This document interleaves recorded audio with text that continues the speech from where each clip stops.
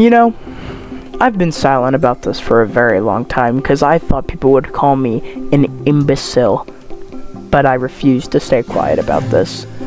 You know, you always hear people talking about these, like, geniuses that we've known for years, like Albert Einstein, Elon Musk, or, like, the strongest bodybuilders, like Arnold Schwarzenegger. But, you know, they're just objectively wrong. Because there's one person who is stronger and smarter and better than any of them. And that is RCLIKESTOEXIST. If you don't know who this man is, you are a disappointment to your bloodline and to your family and to everyone. He is the best human to ever exist. And here is why. RC was born on Mount Everest. His parents left him there, thinking that he would be a disappointment. Little did they know what he turned to be. He had to fend for himself in the cold, and scavenge for food, and hunt off wildlife.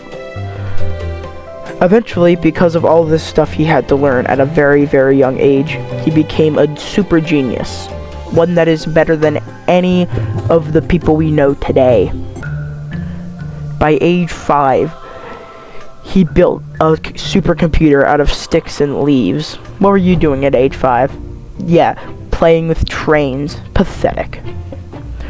Or at age 8, when he built a iPhone out of rocks and sticks. Okay, what were you doing at age 8? Going to 2nd grade? Pathetic loser. Insect. At age 13, he found out what the meaning of life is. But he doesn't tell people, for it is too powerful of knowledge for anyone but him to know. Many of schools offered him tuitions for free, like Yale and Harvard. And he looked at them, and he laughed in their faces. And not only did he laugh and turn them down brutally, but he showed them how he was better. He became a professor himself, and gave himself a degree in everything known to man. And when I say everything, I mean everything. That's just a fraction of his story. At age 18, he built an architecturally perfect home for himself out of the stuff he found in the wilderness. He grew plants and trees and turned it into a suite. It is in the middle of Mount Everest, hence why no one has ever seen it. But he chooses to live by himself, and that is because he is too complex for any being to understand.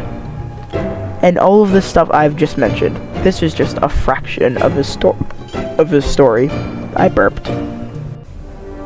Did I mention how strong this man is?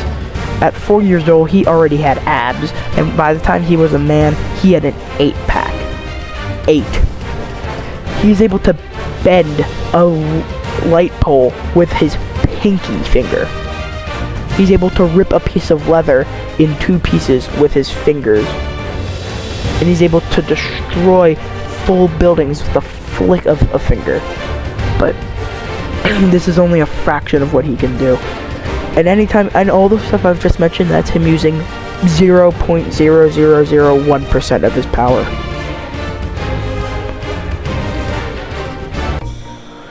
One day, he found a game, and that game was called Lumion Legacy, a game on Roblox.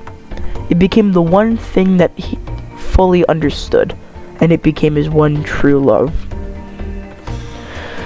He spent his days with it. He played for hours and hours, and using his degree in quantum physics, he was able to lure in all the rare Lumions, good and bad, like the dozens of gamma roamings he's found, or a rainbow alpha Shachi, which there aren't many in existence of that.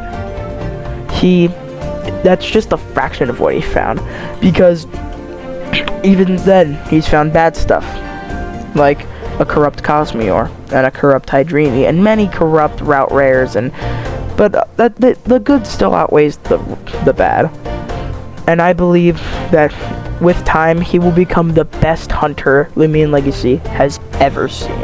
Forget Lordzilla, forget just Lordzilla, because I can't think of anyone else right now. It's 2 a.m. But forget him. He's better, and he always will be. He is him. So what is the conclusion of this? I don't know. I guess RC's cool. Okay, see ya.